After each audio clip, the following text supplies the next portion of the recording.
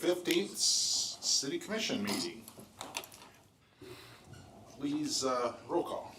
Gunther. Here. James. Here. Johnson. Here. Rhodes. Here. Simmon. Here. Could we all rise for the Pledge of Allegiance? I pledge allegiance to the flag of the United States of America and to the republic for which it stands, one nation under God, indivisible, with liberty and justice for all. Thank you. Mark, the minutes are there. I think you have some changes, do you, or additions?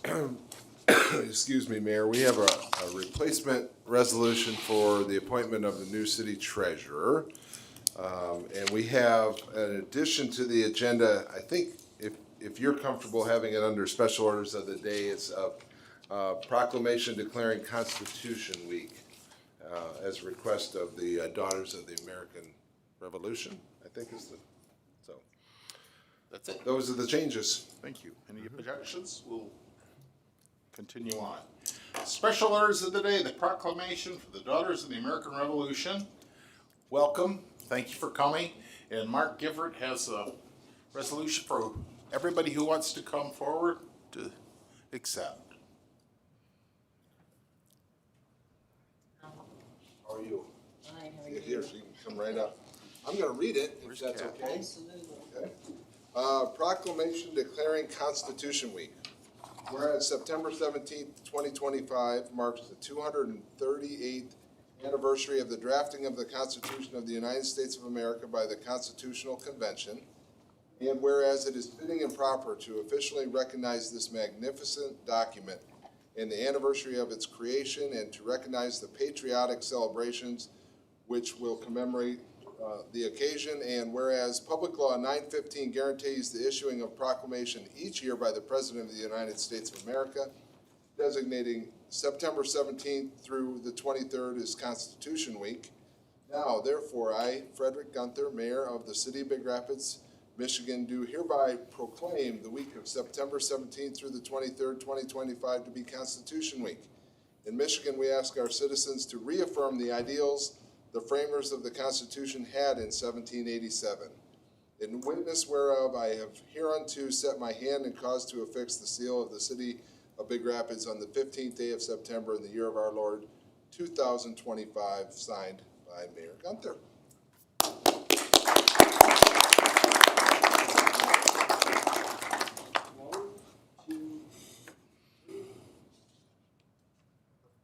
If you'd like to say anything, you're welcome to.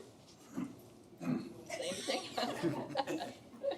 Well, I would say a special thank you to the mayor for doing Oh, that. you're welcome. It's the whole commission. Thank you. You bet. We appreciate it, and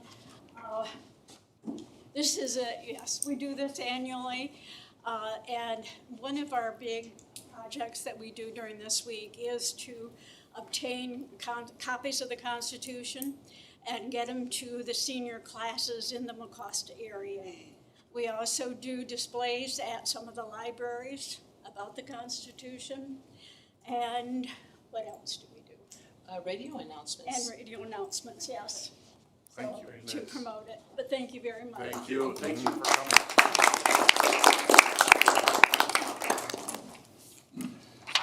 We have two very important study sessions today.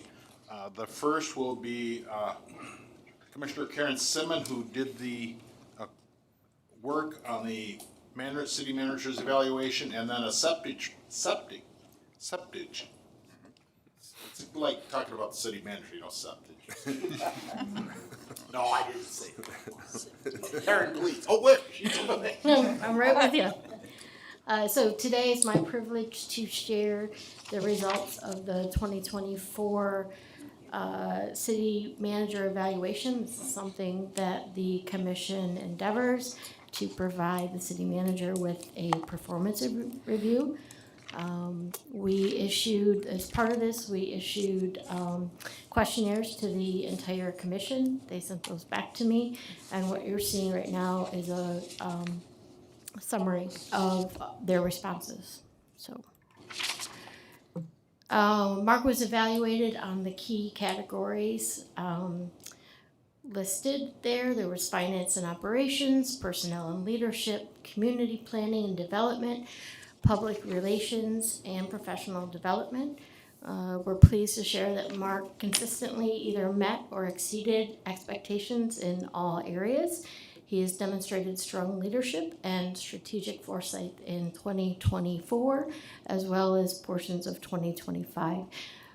We're still at that, picking up the new sequencing of evaluation. So this was for 2024.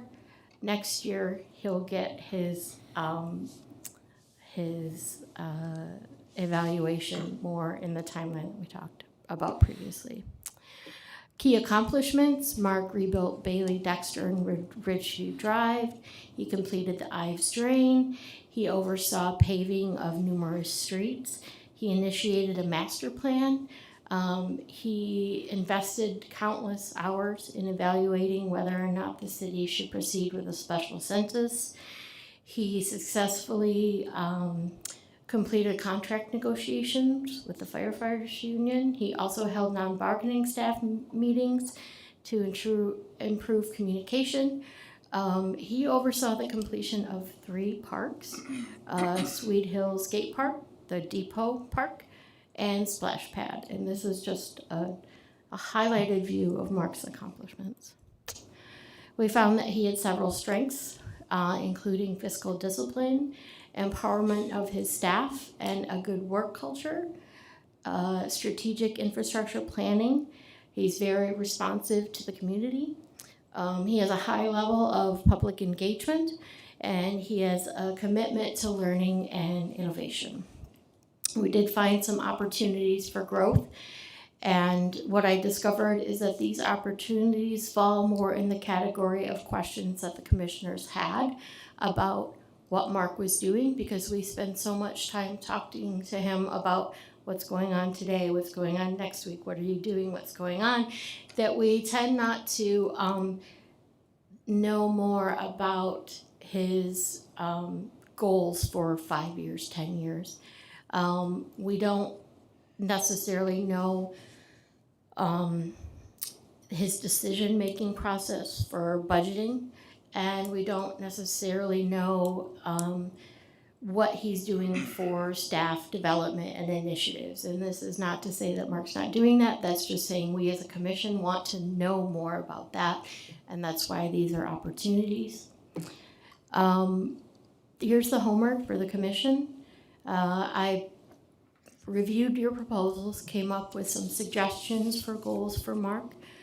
What I would ask is that by the end of the week, you send me at least 2 goals. They could be repeats of some suggestions that are on here, or they could be some that we need to add. I will consolidate those, and I will put them into the final evaluation report. Today I met with Mark and asked him to review the goals and to review the report and give me any feedback that he might have, as well as come up with a couple of goals for himself. So then I would just want to say that we thank Mark for his dedicated service and exceptional leadership in 2024. His impact on city operations, community engagement, and staff development have been significant. We value his contributions and look forward to continuing success under his guidance. Mark's continued commitment to innovation, learning, and collaboration positions the city for sustained progress and success in the coming year. Thank you, Mark. Thank you. Thank you, Karen. And Hard work. commissioners, please turn in your homework to me. Public, any questions for Karen? We all feel the same way about Mark and contributed. Anything anybody has to mention? Mayor, please. I would just like to add the tremendous working relationship he has with other governmental. I knew Mark, but it's such a pleasure to approach the city with concern, shared interests, needs, and Mark's always, how can I help? We'll make it work, and we really appreciate that at the time. Thank you, Bruce. Bruce Borkovich, Karen. Big Rapids Township. And I was going to say several of the commissioners commented on that as well. I only had so many spaces on the get it. slide, but it is a well taken point. Thank you, Bruce. All right. While we're heaping praise, I'll also say from a contractor's perspective for the city, it's been a pleasure to work with Mark, and someone who works with a lot of municipalities. It's very easy to work with him in the city because of his efforts and approachability, and we really appreciate that too. Thank you. Thanks, Brad. City Attorney. Thank you, Karen. I'll let the rest of the folks, if they're going to say something, come up so that we can hear them on the mic. Commissioner Rutley. County Commissioner, I just wanted to thank Mark for the good working relationship we've had through the years. Commissioner Longert, he's been a city manager, but we've worked well together. Always has a smile and always has a good attitude and willing to work together. We've done a number of projects. So thanks, Mark. Thank you. Thank you. Anyone else? Hearing none. The next work session is on septage. Who's leading the charge on that, Mark? I think we're gonna ask Elaine or Scott to start us, Mayor, but as they're maybe getting ready to come up, I don't know how much of a presentation they have, because they did provide some information in our packet. I'll give a little framework to where we're at. Nick Routley, I see is with us today, local business person, has approached actually Big Rapids Township about a development out in the township along 18 Mile Road, in which he would create a facility that would receive septage. Septage is material that comes out of septic tanks. And that's Nick's business is dealing with folks in their septic tanks. And right now, the material is hauled elsewhere, a lot of times to Muskegon, maybe other places too.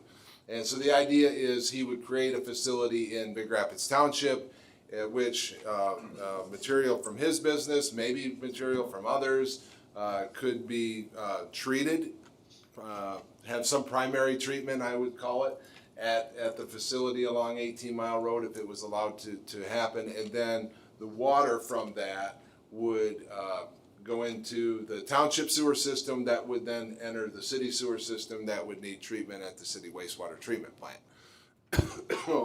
This is not completely uncommon across the state. In fact, there's a whole process for the state regulating and licensing these types of businesses. Many times,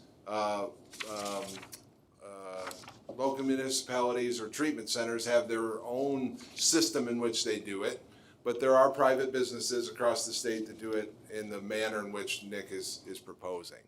Now, the material out of septic tanks is intense, as you could imagine, in terms of the type and characteristics of the water is different than what normally comes out of somebody's house here in town. Just because it's been allowed to build up over, maybe a year, maybe 2 years, however long it is in which they have had their tank pumped out. So the intensity of that type of material has its own set of unique challenges in terms of treatment. I think Scott and Elaine and Jake may talk to you about that. And so we asked Fleece and Vanderbrink, as we have studied this as a group, to give a recommendation as to what the city's plant can handle. I think, is that a fair characterization of what we asked? And that is what's in your packet. And Scott or Elaine, if you could maybe talk about that, maybe, Mayor, if that's okay? Sure, please. Okay.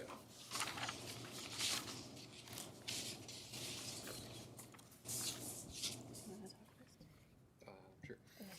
So this is kind of a good, I think, effort for both Nick's business and all future industrial businesses that the city may consider, looking at the overall capacity of the plant. What can the plant handle? That's always a question that comes up. And the way we kind of look at that is we look at the four main conventional pollutants that are some of the primary criteria on the discharge permits. And we look at the plant's capacity, and the way we evaluate it, without getting into the technical details, is on a pounds basis. So pounds of phosphorus, it's a concentration times a flow gives us pounds. And so we're looking at this on a pounds basis. The treatment plant has specific processes designed to remove BOD, which is like the oxygen demand from the biological material. TSS, which are solids, and phosphorus. So we have processes at the plant that are specifically designed to remove those. Ammonia is one of the pollutants that is not technically part of the plant's basis of design. And so there is no limit currently on the plant's effluent for ammonia. It has been something in the past that the state has looked at based on your discharge receiving stream. And they've kind of said, based on your current effluent levels, we're not worried about it. So we're trying to maintain those where they're at as best we can to not draw attention or give them a reason to give you a limit there. So a lot of the capacity here is based on the assumption that, you don't have an ammonia permit limit, but we want to maintain that. So what we looked at was, what is the plant capacity? Where is it at today? Where do we project it's going to be in 20 years, just based on residential and random business growth in town? And then how much is left over for industrial users or a septic receiver facility? And that was kind of the conclusion we used to come up with the available loading for each pollutant, is what we looked at. And then we used some of the data that we got from Nick on some potential treatment equipment that he would be implementing at his facility and what those concentrations might look like. And we did that, looked at that, and got kind of an equivalent flow capacity is what we called it. So looking at the concentration that he's gonna send, how much flow can we use to get to the pounds available? That path kind of follow there. And so identified ammonia as the limiting factor. And really the goal there was to keep the concentrations similar at the plant to domestic strength, where we're not bumping that ammonia up too high past where you're currently at. That's what I want to add. Yeah, I'll talk a little bit about, how it might be implemented if you do decide to move forward, or do you have questions on capacity? Because we can do it either way. Okay.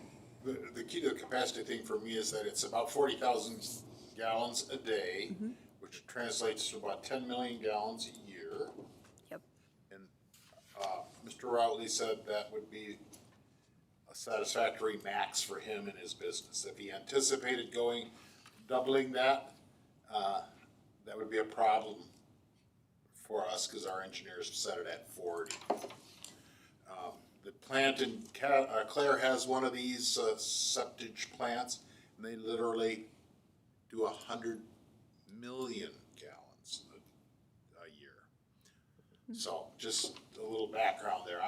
I got talking gallons and not pounds of whatever it is. Right. Go ahead.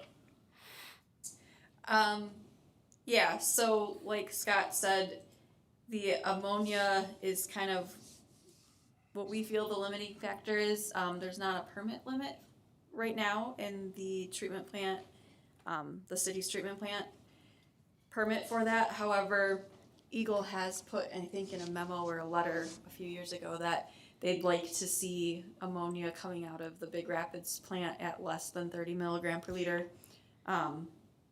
Otherwise, they might revisit that ammonia limit.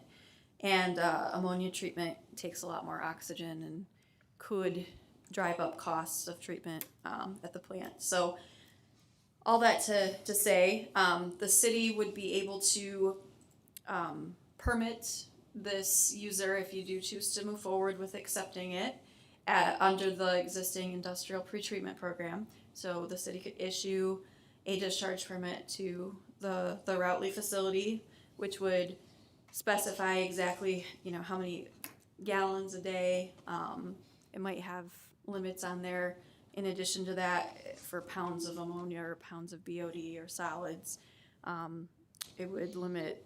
We wouldn't want all that 40,000 gallons to come to the treatment plant all at once. We would want to see that equalized over like a day to help your facility kind of accommodate that. And you could specify all of that in that permit, which you could review and revise annually or things like that if things change. So The hang up for me, when I've gone to all these meetings, guys, they're pleasant. I get nervous because I can't tell what other people that Nick allows to dump stuff in there are dumping in there. You know, Mark told me a horror story about some acid that got dumped into our plant one year, and they had to shut the whole thing down, pump the whole thing out. I mean, is Nick gonna know exactly what he's getting from all these outside vendors who wanna use that plant or not? That troubles me, cause you don't have control. Nick knows what he's gonna dump in from all his customers, but who are these other people that we don't know? And they all have to be recorded at every one, right, Nick? Every load. Every person who dumps there has to be recorded what they are. How do you know if somebody's dumping something like what happened to our plant, how many years ago, Mark? 10? 15. 15 years ago from Hayworth. So that's the only thing that worries me. If we know what's coming in there, you guys got it figured out, and I think Jake has it figured out. But Nick, do you know what they're gonna be dumping in there from other vendors or whatever you call them? Whatever they haul out of a septic tank. And we're sure it's coming out of a septic tank and not some other means of, Well, I guess I wouldn't rely on any illegal activity. If it's not from a septic tank, it would be illegal to haul it. Just like I would imagine it'd be illegal for a resident to discharge the same acid down the drain to go directly to the sewer plant now. so you would have to know who those people are and have faith that they're bringing just septage to your plant. In a simple explanation, I guess that would be Give an me a accurate. complicated explanation. Could you stand? I can barely hear. She can't hear. Could you come up, Nick? Sure. Mike, Sorry.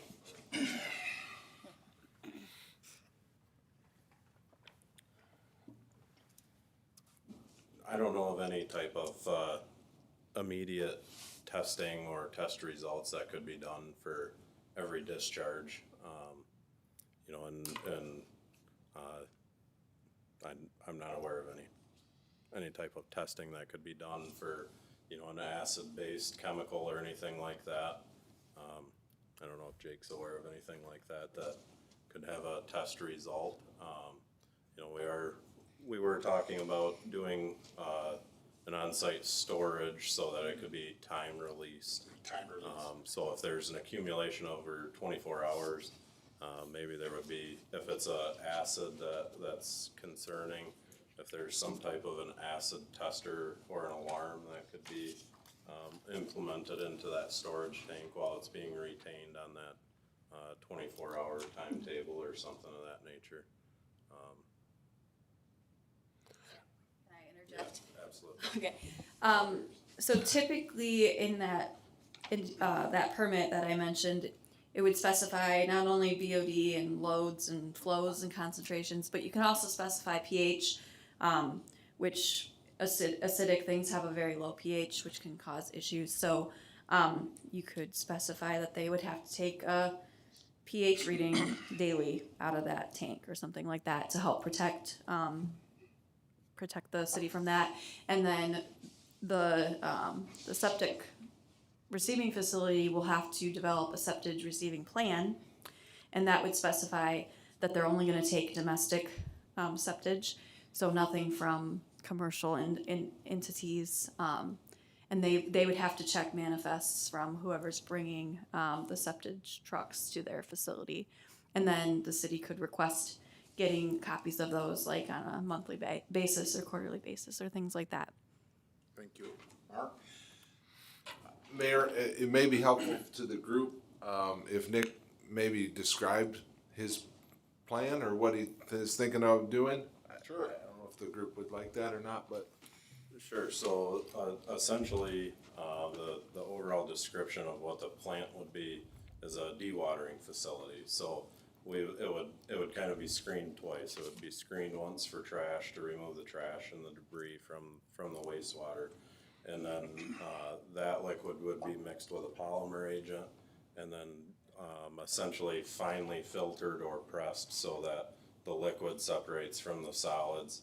the liquid is what would go through the city's wastewater treatment plant. The solids would either go to a landfill or be land applied as a fertilizing agent. And again, the water would go through the wastewater plant. So that's kind of a different approach to the current land application.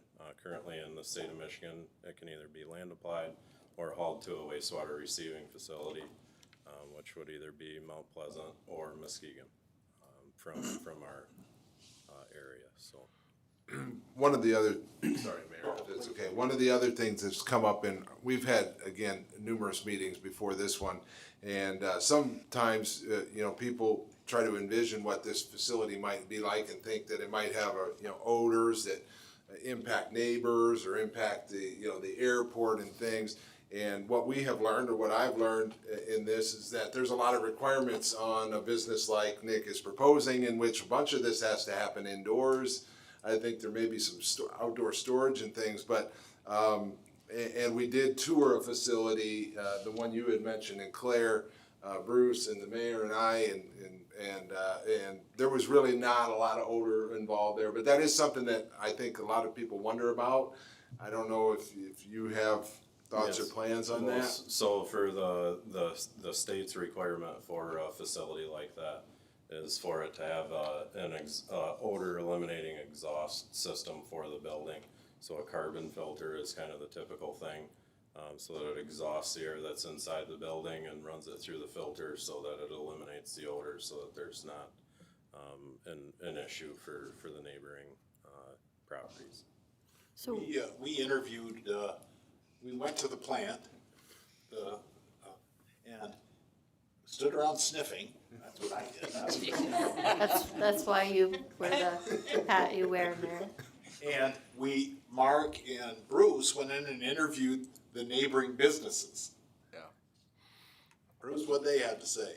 Again, Bruce is most concerned because it's his land he's selling. right, and that was initially a concern I shared with Nick, because this is gonna go in our industrial park, 111 acres, and we're trying to develop that as much as we can. So obviously, that was an initial concern. The neighboring businesses, and I mean neighboring to the plant, right next to them, said that occasionally, when the weather's just right, they'll get a little bit of odor. They both said it's no big deal. And of course, you're talking about a plant that is 10 times the production that the plant Nick would be proposing. So I guess it wouldn't be too hard to say that whatever's being admitted, it would only be 10% of that. But I think what was meaningful to me is that the businesses there who had no dog in the hunt there at all, neither one of them said it was a problem. Thank you, Bruce. Karen, you had? Which government entities would oversee this business? Like The we're- septage program through Eagle. Okay. I think did we all meet know with the- Eagle has very extensive. We met with Eagle. Okay. He was I think on Zoom on all the meetings and mostly. So then what permit would the city be? We can make our own permit. So it He would has be a to file. special permit for this, okay? And he has to get an Eagle permit. Okay. Yeah, there's multiple layers of government entity because industrial pretreatment program, which this would fall under, is under the city's jurisdiction. And since the township, where it would be located, their sewage comes to the city, then the township also has to abide by the city's IPP rules. And so the city would directly issue that discharge permit to the facility. Okay. That was my one question. Others from the public? I have a question. Please, Wendy. Did you ask about the safety equipment in case, let's say, ammonia got out, or did you ask extensively about, I worked for a global corporation and trained on all their equipment a long time ago. So did you ask about what happens if this leaks or that leaks, or if you have air? Because things that shut down cities are ammonia, leaks. Acid, kills the bacteria in the tank. So I was just, Nick?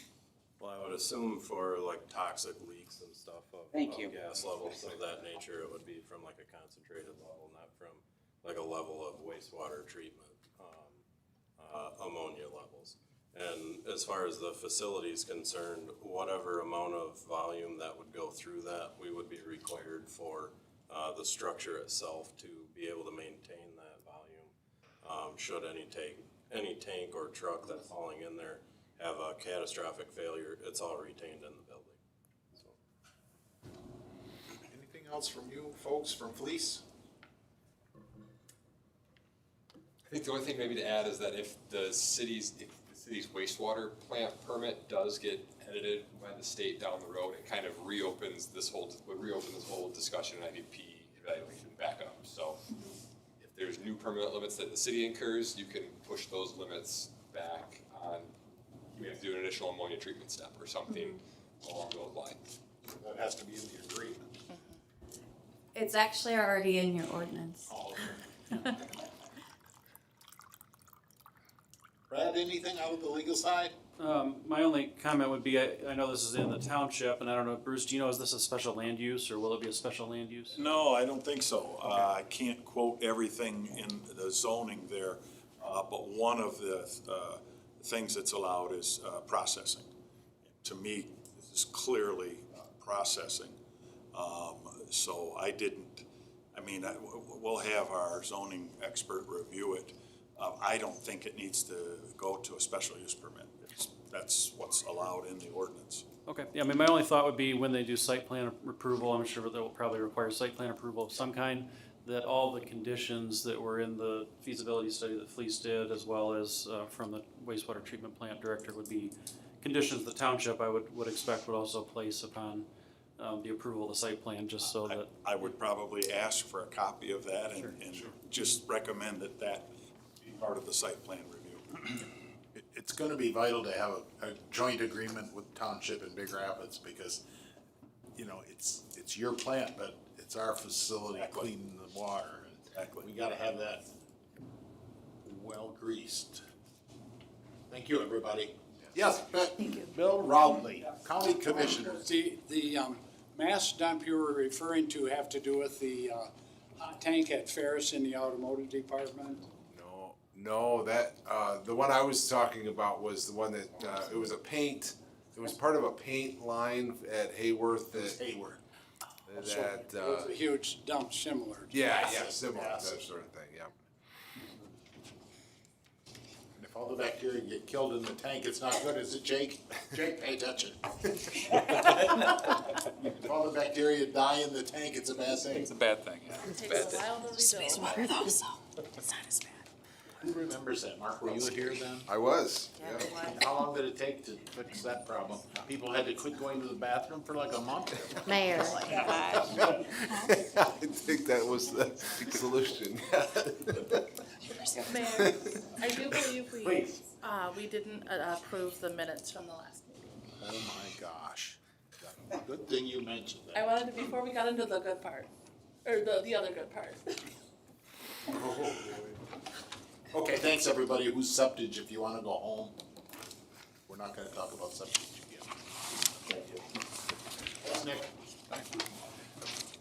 Okay, Amanda, do you recommend approval of the minutes? So moved. second. Second, all in favor say aye. Aye. Opposed, the same, motion carries. Now, we're down to public comment, not related to things on the agenda. Bill, please.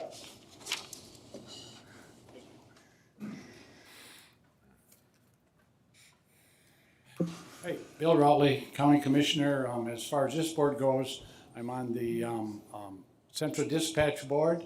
I have an update there and then another comment on another issue. With the Central Dispatch, two items. One is we are in the process of putting in a new, our boards are 15, 20 years old, so we have a new system that should have gone in by now. However, with all the upgrades with fiber optics, et cetera, you're gonna hear a statement that's been pushed out to sometime in the first quarter of 2026, simply because we have our equipment there and ready, but we want to make sure all the bugs are out of all the rest of the system before we launch with that. So a few months later, but when it's done, our hopes and prayers are it'll be done without an issue. So that's item number one. Item number two, we have a couple of areas in the county that have very poor reception for all of our emergency personnel, the police, the ambulance, fire. It's outlying areas, but we've been working for like 2 or 3 years on this issue.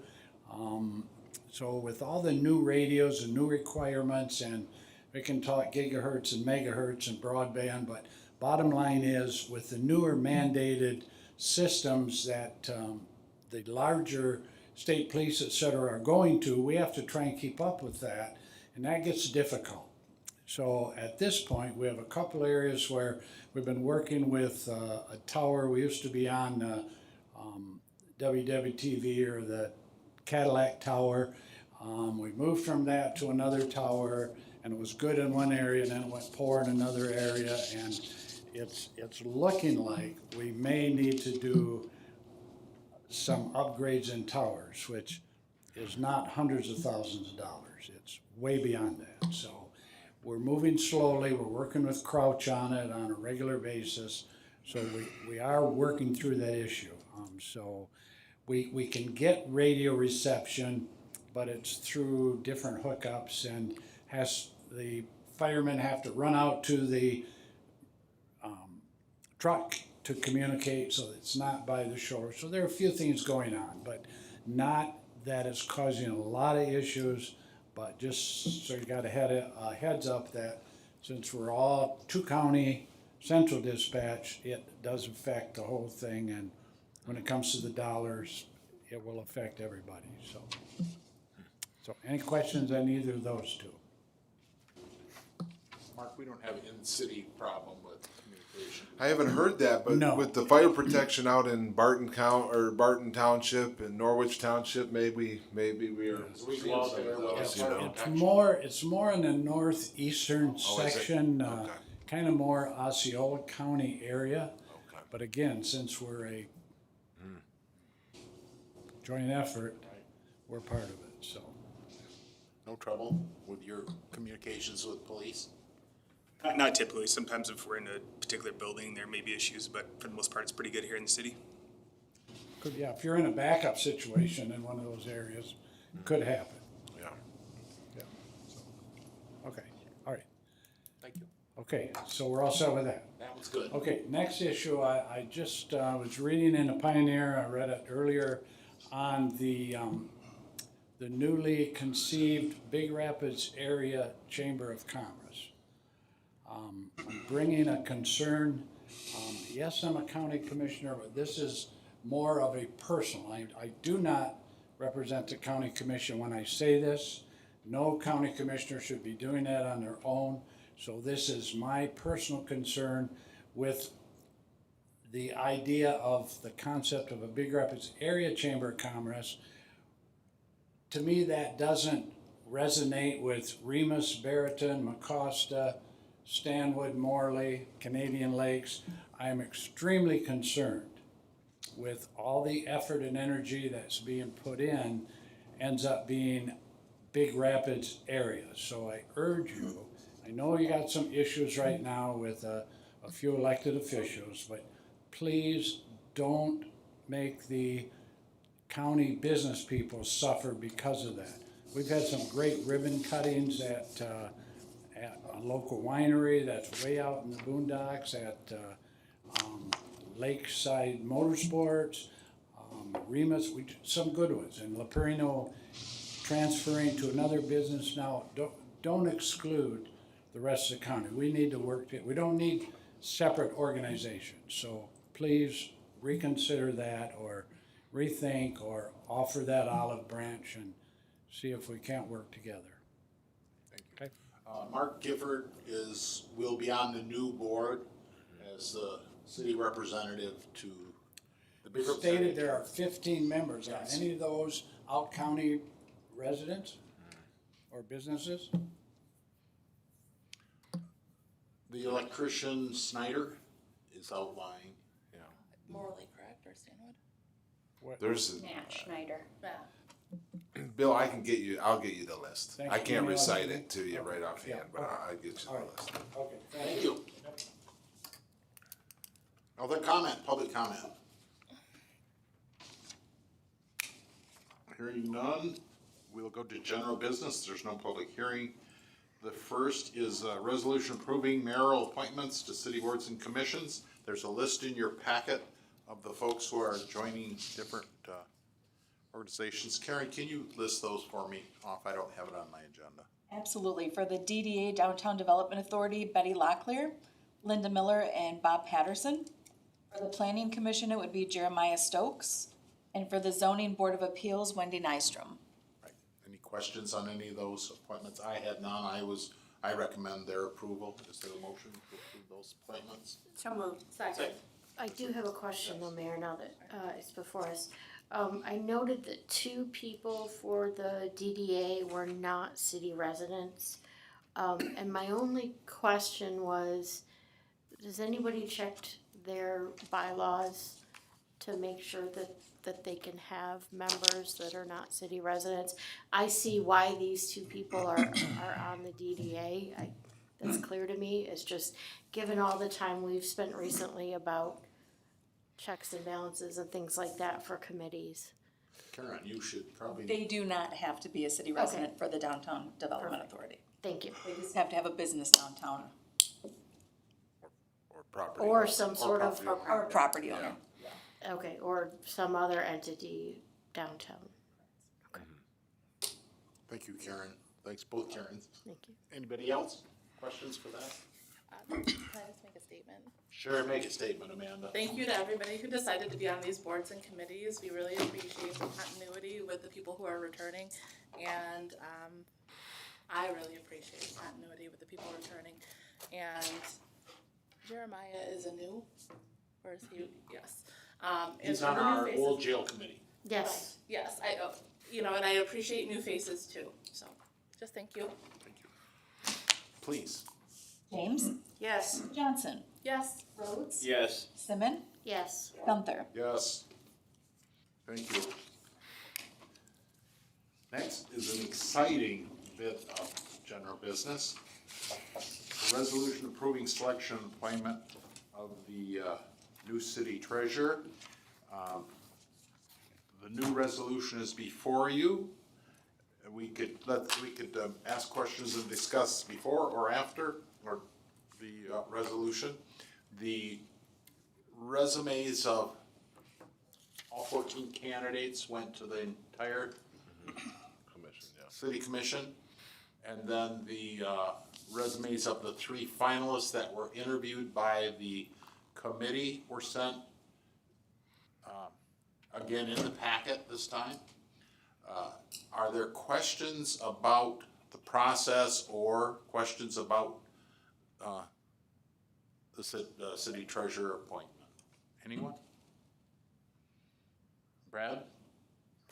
No, I think you're just explaining it correctly. I mean, all the candidates are in your packet to review.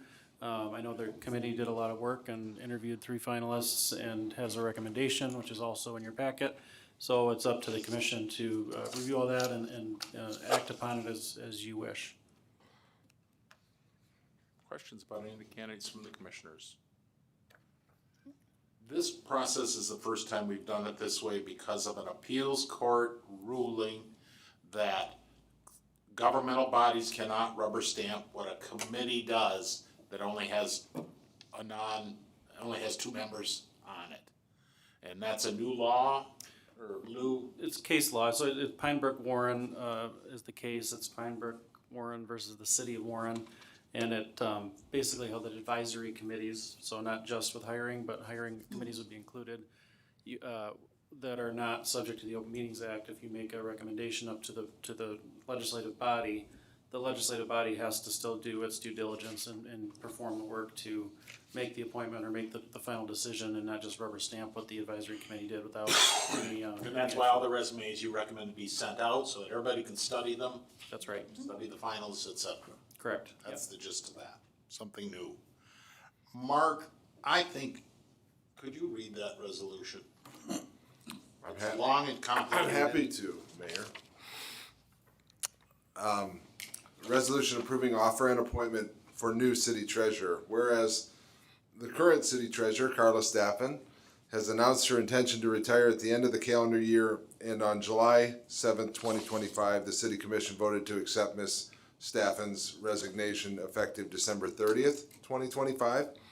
And whereas pursuant to section 3.14 of the city charter, the city commission is authorized to appoint a city treasurer and determine the compensation for the position.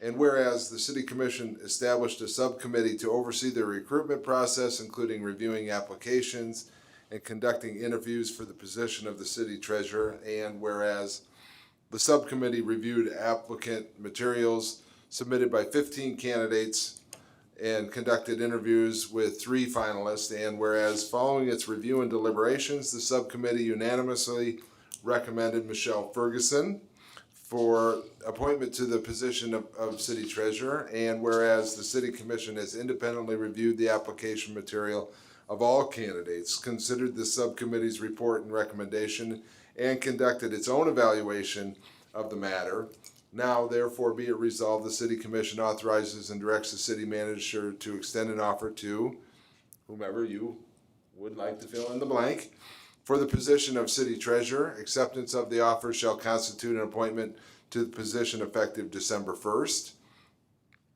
The annual salary for the city treasurer shall be set with the range of $104,808 to $113,448, excuse me, as negotiated between the city manager and the new treasurer, and shall be paid in accordance with the city's standard payroll schedule.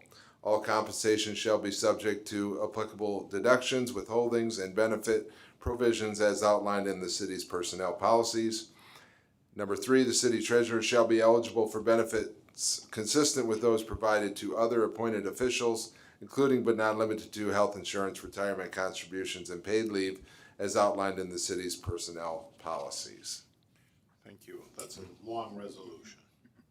So, I would entertain a motion on this resolution, including in part 1, Michelle Ferguson for the position of city treasurer. Is there a motion? So moved. Second. There's a motion and a second. Further questions? I have Yes. just a point of clarification, and Mark and I had discussed this earlier. But under the second whereas, it says the city commission is authorized to appoint a city treasurer and to determine the compensation for that position. And then you go further down, and it tells you that it's negotiated between the city manager and the new treasurer. I just wanna make sure our bases are covered, cause it says one thing here, it says another thing here. I'm assuming he does his thing and then brings it back to us, and then we do our thing, or no? So the way that we structured it was we put that range in here, which is the standard rate. You have the authority under the charter to set the compensation.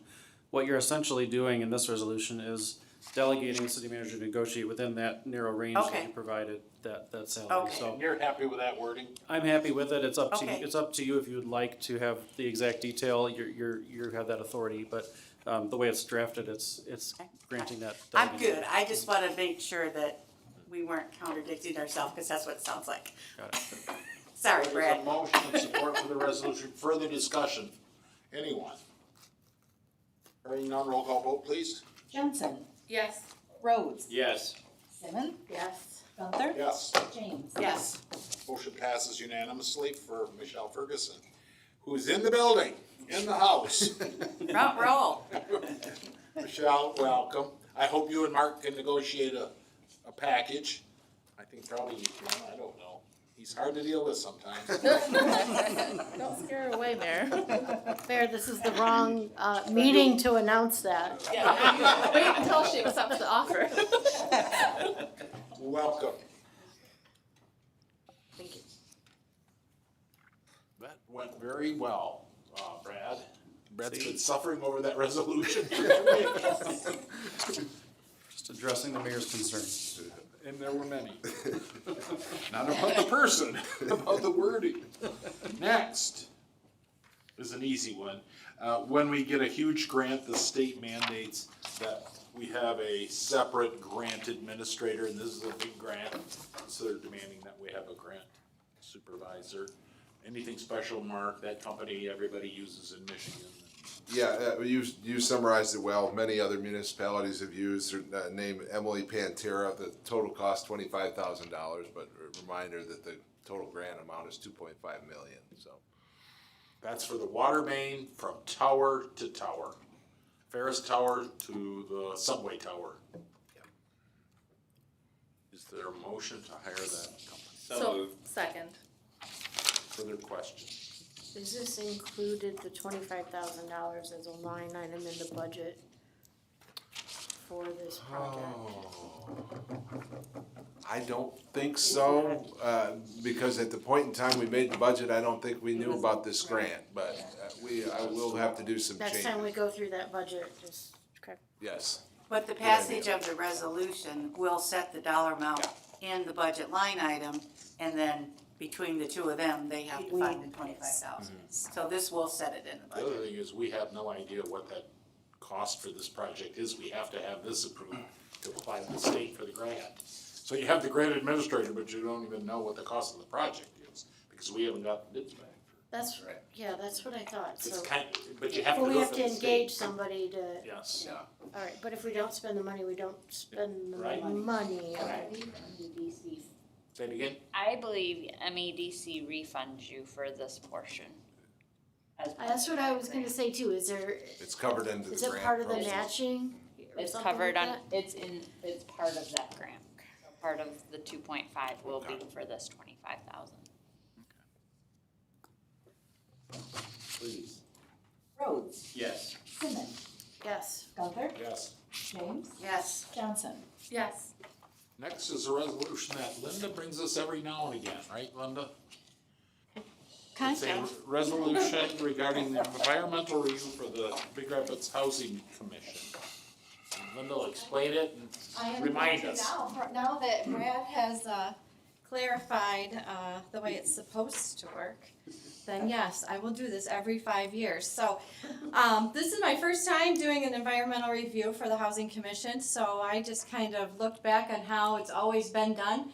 I am a firm believer in just because something has always been done a certain way doesn't mean that that's the right way, which I found out was not really the right way, so thank you, Brad. So the Housing Commission operates 287 public housing apartments, and we are funded 3 ways. Rents that the tenants pay, 30% of their income. HUD Operating Fund, which is a subsidy that fills the gap between the rents collected and our expenses. And HUD Capital Fund for capital improvements. So we get that money from HUD. It's through appropriations from Congress every year. And then they do this formula across the United States, all public housing agencies, and they say, Big Rapids gets this much, Everett gets this much, and so on. So they require us to do this environmental review every 5 years, and that is standard for receiving federal funds. I think I was here, a month ago when you guys hired for the Section 106 consultation, which is something that is part of this environmental review that I did also. So we have to fill out all this paperwork, which was new from the last time we had to do it. So that was a little bit of a challenge. But we had to research things such as flood zones, noise, farmland, airport proximity. Like I said, the historic review. It is on the corner of Karen's desk in that manila folder, and it's a couple inches thick, I think. We have to check all these statutes, executive orders, and then we have to submit it to the city, because the city is the responsible entity. They have to sign off on it, and then I have to submit it to HUD in order to receive the money to both operate and plan for our capital improvements. So it's 5 years of anything we think we might do, and if it's not in that 5 years, then we either can't do it or we have to amend the 5-year plan and do this all over again. A question you may have if you've reviewed the paperwork is, there's a lot of things in there with really small amounts. Well, that's because of the way HUD has it set up in their system, and if it's not in there for the 5 years, you can't do it, but it also doesn't make it easy to move something from one year to another. So if we put sidewalk replacement in 2026, we would have to go on their little online system to resubmit an amendment and do a review to move it from, let's say, 2026 to 2027. So we just put a lot of stuff in every year. It all doesn't get done every year, but at least that way, if something unexpected comes up, we're covered. I don't know if anybody has any questions about that. That's that in a nutshell. Did you put restabilization of the Yes, because in case embankment there, it just ever- in case in we get a case the grant US or Army something? Corps of Engineers never comes magically- through, yes, then it's in there for the next 5 years. And it will probably stay in there for a long time, would be my guess, Heard from unfortunately. those folks at all? I haven't heard of any meetings, I I haven't was- been to any meetings. Thinking about reaching out to them, but I don't know that there's a budget approved yet, so I'm not sure that it's gonna, you know.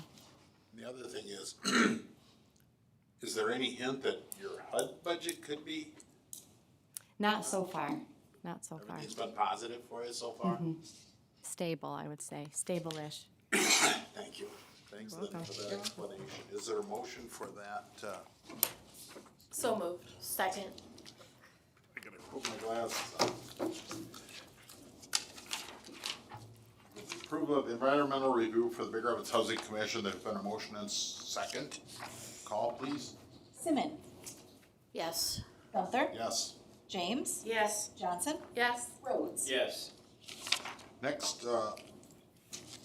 if you were here last 2 weeks ago, a citizen group came forward to request that we do what we can to decrease speed on Rose Avenue after a major crash and multiple safety concerns. Mark immediately contacted Scott. And Scott, did you want to say something about the placement of the signs? I think it was just like it was suggested, put stop signs on Rose Avenue north and southbound to create a four-way stop there. There is a huge, I measured out, it's just under 4/10 of a mile section without stop signs. The schools, the St. Mary's Schools right there, that's also a main thoroughfare for Crossroads Academy, St. Pete's, and now the newly opened Hillcrest Elementary. I think it was a perfect time to install a stop sign there to take away that opportunity for cars to build up the excessive speed going down Rose Avenue. So your recommendation? I recommend that the stop signs be placed there to create a four-way stop at that intersection. And my understanding was some of the other concerns that were brought up was that there was no marking for the school zone, which I believe there is on Rose. There are school zone signs behind St. Mary's School. Okay. Those were installed in 2018 when I looked back. Okay. And then also speed limit signs were mentioned, and I believe Mr. Gibber said those are on order and just waiting to come in to get them installed. Timberlake, all set? Can I say something? Sure. On behalf of myself, my family, and my neighbors, I would like to say thank you for the attention that you've given to this and the speed and the communication. We are Good. very happy. Thank you very much. Safety's key. Mayor? Yes. I do have a question for Scott, or should I wait? On this issue? Yes. Sure. Okay. How soon can we expect for those signs to be installed? I know the speed limit ones are on back order, but for the stop signs. Yeah. Well, Jake, tomorrow. He gave me a dirty look, but tomorrow's good. If I remember correctly, and I don't want to give out wrong information here, but I believe it has to be approved and then posted in the Pioneer for a certain amount of time, and then they'll go up after that. So essentially as soon as is legally possible. Correct. That would be my hope, yes. And you'll have the flags on them and. Yeah, I also Like you recommend try putting to temporary stop ahead signs. Yep. They'll have flags to kind of draw people's attention to it at first. Thank you, Scott. Mayor, I would like to move to approve this. Second. There's a motion and a second. Further questions? Please, Karen. James, Yes. Johnson, Yes. Rhodes. Yes. Simmons, Yes. Gunther. Yes. Very good. Good citizen work. This next one, oh boy. It's the opioid settlements, you know, where you have 18,000 drug companies who are gonna give you 40 cents. It's there, and we're gonna take everybody I was down. gonna say, it's still 40 cents that we didn't I have don't- yesterday. I can't figure out how much it is, because they give you the number that the big gov's gonna, 0.0007218, you have no idea what you're multiplying by, to see how We much. don't know until everybody opts in. What did we get last time? We did this. Right now, we have 22,000 available. Who's holding that? We are? We are.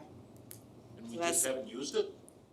No, because they're kind of restrictive on how you can use it, but Scott's got some plans.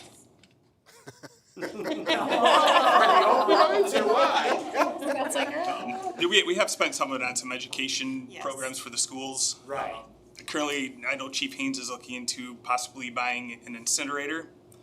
Because whenever there's a drug take-back event, whether it's at our department, the hospitals, we end up with all that stuff. We used to turn it over to the DEA for destruction. There was word of that maybe stopping, so kind of hoping to bank this money to figure out what direction that's going and possibly invest in an incinerator for disposal unit. the city and the surrounding areas. Yes, please. Speaking of incinerator for narcotics, I came across an article about a vet clinic being used to incinerate some products and then the staff and animals being harmed. Did anybody else come across? Probably not. So what is the likelihood of that happening, or like the fumes from an incinerator? I know that's the standard process.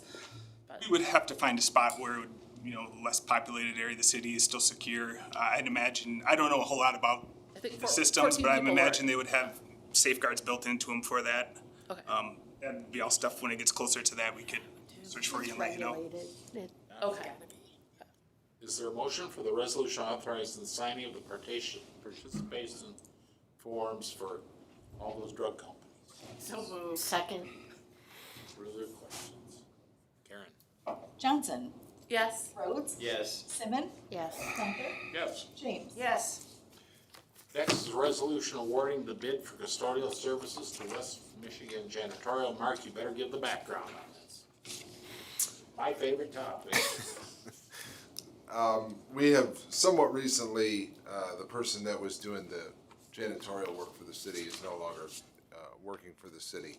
And so when that happens, which has happened many times over my tenure working here, we evaluate different ways we could do it. And really the two different ways are you could have a staff member, which we recently have had, who's an AFSCME union person who's assigned to cleaning the library, city hall, and public safety every day.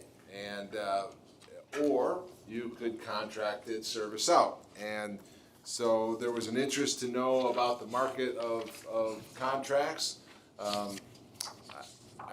wouldn't rely 100% on the number I'm just about to say, but I think what we've had in an employee cost is in the $65,000 range with pay and benefits. So that's kind of the benchmark we're working off of, but you'll see we had 8 contractors bid on the work of, again, City Hall, Library, Public Safety, cleaning.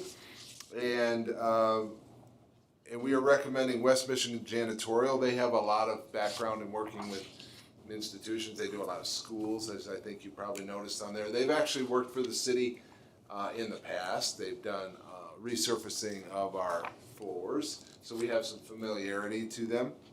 They're not the lowest bidder. We are not recommending the low bidder, as they really didn't invest any time in learning about the work that we're trying to get done. And so we wanted folks who came and understand our buildings and the work that it's gonna take to do them. So, Mayor, that's what we're recommending today is West Michigan Janitorial on a 1-year contract. And see how it goes for a year. And we may be, we may be back, or maybe we'll be thrilled to extend it, I don't know. But that's where I'm at with this. So in your tenure here, have we had like 5 different vendors? We've had 5 different employees. Jake Rennie was started as the janitor. Oh, Jake? Yeah, he did a good job. Yeah, we've had probably 4 or 5 different employees that I can think of. We've had at least 3 or 4 or 5 different contractors that have been involved. I don't know if it's unique to us or why this hasn't worked so well, but it hasn't frankly worked very well over the last 20 plus years. Questions from anyone? And I think we had Service Master here and then gone and then back again. If we go between contracting and then an employee and then that didn't work but I have one question, Mark, when you said that we had West Michigan Janitorial before, how did they do when they? They did the resurfacing of the floors and Eric was happy. Oh, so it wasn't the basic cleaning? No, they weren't it doing was the the whole, they were resurfacing just of the doing, floors. yeah, specifically the floors. I looked at everybody's bid, and Mark knows I have concerns over this, and I do. It's like, it's a tough one. You know, they think they can do these 3 buildings in this 8 hours a day, and I don't see it, but they kind of all bid that way. I don't know, I hope it works. I don't know what else to say, we'll have to wait Bids and see. ranging from $50,000 to $100,000. Seems like a Well, widespread. Now you know why I have concerns. It's kind of the old adage sometimes too, you get what you pay for, and we don't really know what we're gonna get with what we're paying for yet. We'll have to find out. And I'm assuming the well, that's a bad word, but that the contract has an out if it doesn't work out. Is there an out in that contract? I have to look at it more closely. If it's a 1-year contract, it's gonna probably be the 1-year term. I'm sure there's a termination for payment and things like that, so I'll go through it and make sure. But will you look at that just to see, just in case it's a total bomb? I mean, I'm not saying it would be, but Right. you don't know. Do they have to be drug tested like some of our employees have to be drug tested? If they're in public safety, it's a rigorous. Yeah, that's what I'm saying. Yeah, I don't know how that Is that all in goes the into contract that that, they have to but- be drug tested? They would have to be background checked, I don't know. Yeah, I don't know about drug test tested, part. but the Eric background was check. aware that they have to be able to pass lien, so he was making sure that they knew that as well. Okay, do I hear a motion for awarding the bid to West Michigan Janitorial? Then I'll answer at once. Do I hear that motion? I'll make a motion so we can discuss. Okay, and is there a second? Second. Motion is second, further discussion? So, can we get a copy of the scope of work that was given out to these vendors so that they could put a proposal together? And then I'd like to see more of a justification for the recommendation for award. If putting more of an effort in and coming to meet with us was a requirement, or it was gonna be a criteria for us to evaluate with them, that should be spelled out in the scope of work and whatever documentation we put together. So at this point, it's difficult for me to support an award not knowing that information, but I also understand that we currently don't have anyone servicing our buildings. Somebody What's must your be, bottom line then? somebody must be doing something Yeah, because Mark does his office. is I everybody guess kinda the like question- pitching in? I guess the question then becomes, are you asking how long we can go without doing this so we have time to consider, or? I wanted to see what other folks thought about How this. desperately do we need a cleaner? Well, It's not my gig. I I'm mean, gonna so go with here's what they the recommend. thing too, it's a matter of $4,000, so, I'm not gonna hold everything up for 2 weeks over $4,000, but I think my message moving forward to city staff is if you're gonna come to us with a recommendation for something that's not the low quote, give us more detailed backup and justification. That's fair. To answer the question, Mayor, on who's been doing it, these ladies all chip in around here. I'm assuming the exact same thing's happening at the library, and I'm assuming the exact same thing's happening at public safety. Folks are just getting by and doing the work on their own. We've had some help from the staff at the garage. We could do that for another 2 weeks if that, Oh, that's, but it's been a lot of people here doing the work on them, helping out. Agreeing with Karen, I would be certainly happy to vote yes, because I'd never wanna clean my own place and see how it goes. But I agree with what you said. So I think it's just a note to city staff moving forward that we're maybe looking a little bit closer at things.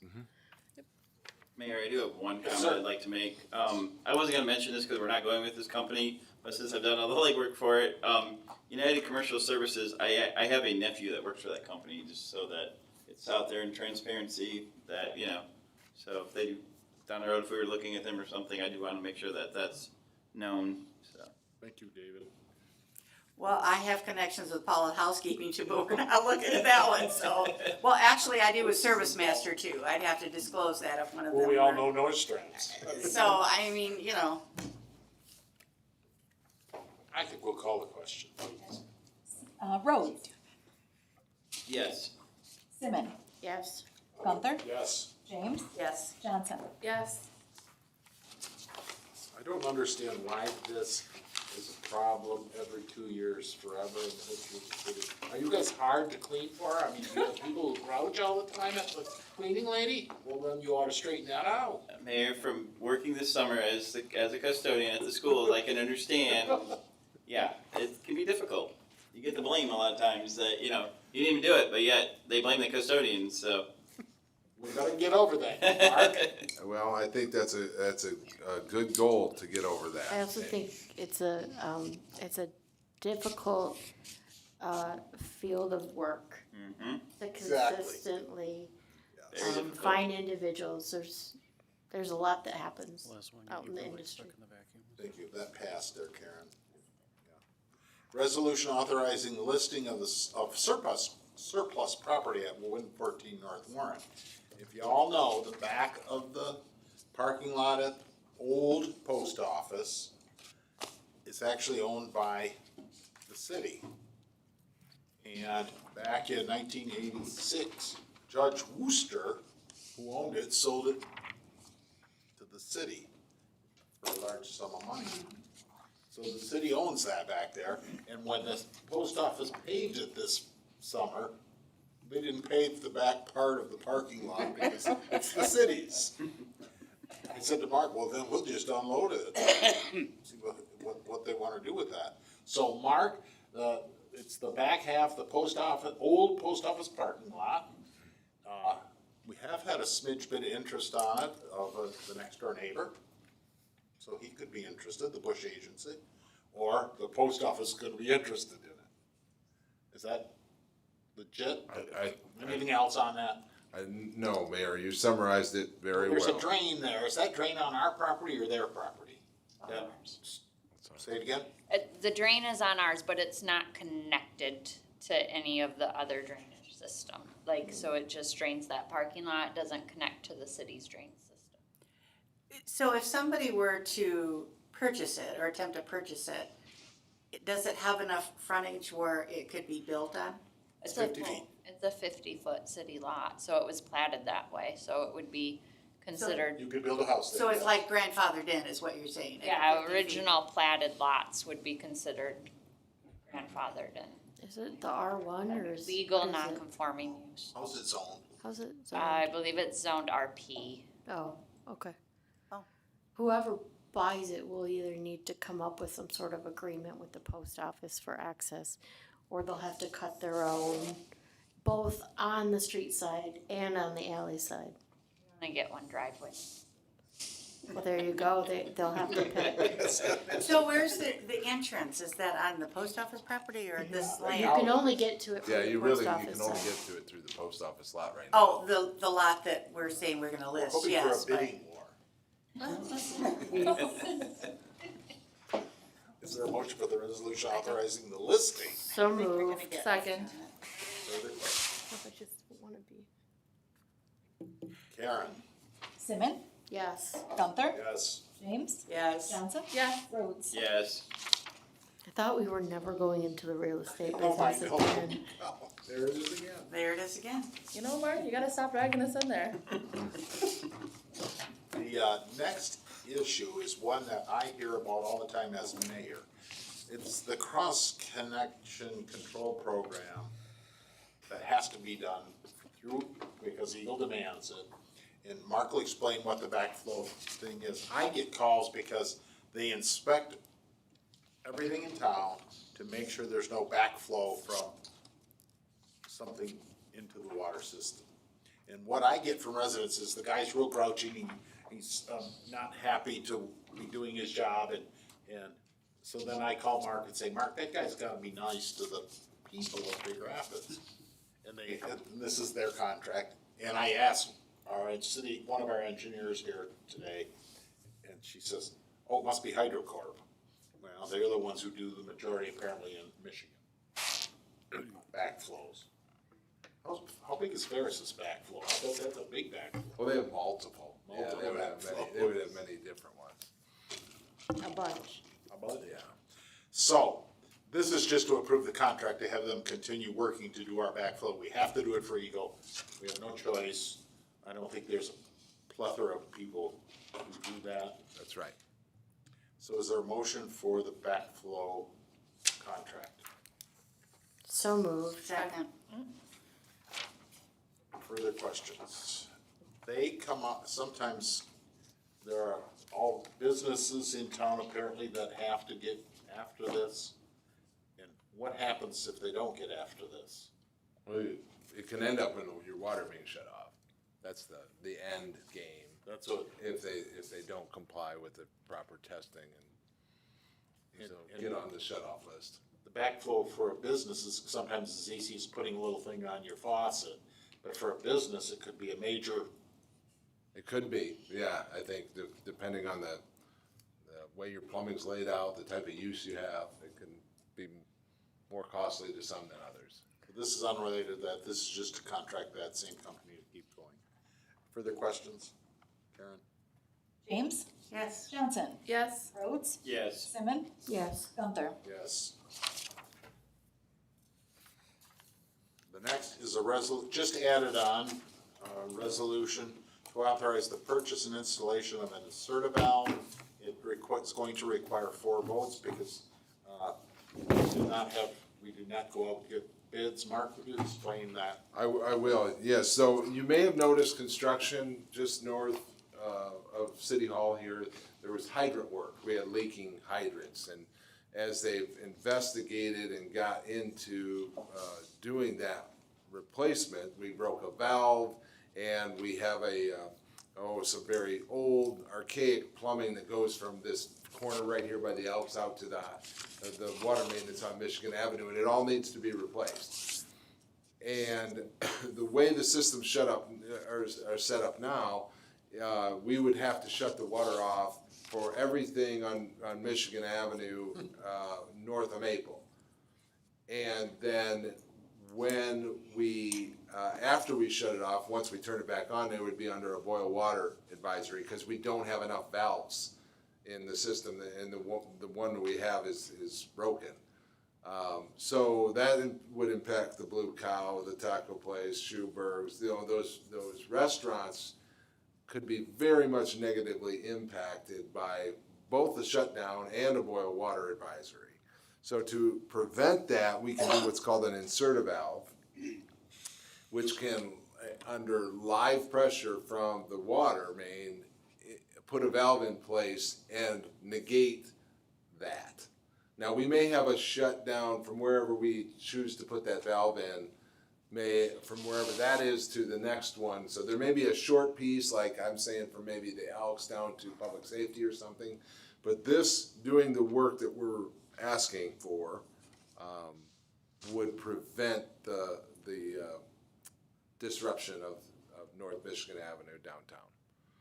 So this is kind of like a live tap then? Yes. Is the valve something that once we're done with the work, we can take it out and use it somewhere else? No, it would be in place It's then. here for, Yeah. okay. We've done a number of these recently. If you remember, we did some behind the Fairman Building. There was a couple put in. There was one down by, the library. Gerber's been doing the work with this city services. If you remember, when we bid it out, a lot of times Gerber's gotten the work and then they'd hire city services. I don't know if that's listed in here, but city services we can contract with directly to do it. And, but again, the nature of this project has come about in kind of a fashion in which it needs to happen quickly, that's why there's no bids, so. There aren't a lot of people who do insert valves from what I hear. Right. Last time. That's correct. Very few. I just have a question on the account. Do we always charge it under operational versus water replacement?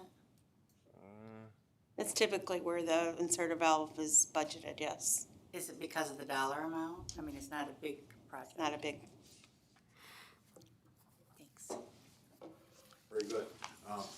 Is there a motion for the purchase and installation of an insert valve? So moved. Second. Further questions? Mark, was this a request a couple of years back and we didn't do it? Because every time we do something, we have to shut the downtown down. Has that been an issue? No? I feel like I know what you're Yeah, getting there was at. something you had. Yeah, It's it's not time to jumping do it. to my mind right at the moment, Mayor, but. All right, Karen? Johnson, Yes. Rhodes, Yes. Simmon, Yes. Gunther, Yes. James. Yes. Very good, we made it through. Unscheduled business, anyone? You all have homework. If I haven't heard from you by noon on Friday, Well, Karen's gotta I'm get gonna it to call you. us, our homework. She's gotta get it to I us. just gave it to you. I may not Had get you it to you by memorized it noon all? on Friday, but I'll get it to you by Friday I know. sometime. I'm being a little tongue in cheek. What the stuff is, where's the stuff? What stuff? What, she's just asking You for a gotta couple come goals. up with 2 goals, Mayor. It's your own. Come off that Why list. don't you just call me and we'll come up with some.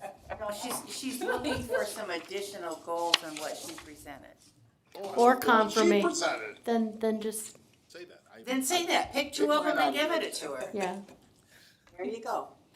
See, this is why I just wanted to make She sure we doesn't were all listen on to the same goals page. anyway. The mayor doesn't listen? What? Well. Others, business, good to the city. Anyone going once? MML's this week. Oh, I This is the see reason now. why I may not be able to get it to you Wednesday, by the Thursday, deadline. I'm gonna Friday. be in convention. Monday or Tuesday next week will work just fine. We're adjourned.